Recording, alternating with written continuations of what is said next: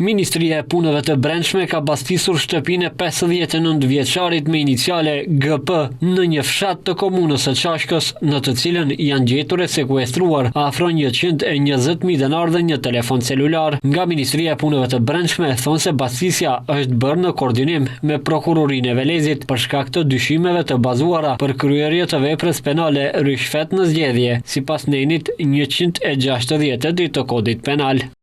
Gjatë kontrollit janë gjetur dhe sekuestruar 60 kartë monedha nga 2.000 denar dhe një telefon celular. Prokurori publik nga Prokuroria Themelore Publike në Velezë është njoftuar për rastin dhe me GP zhvilluar një bisedë zyrtare. Pas dokumentimit dhe sqarimit të plotë të ngjarjes do të dorëzohet parashtresa përkatëse.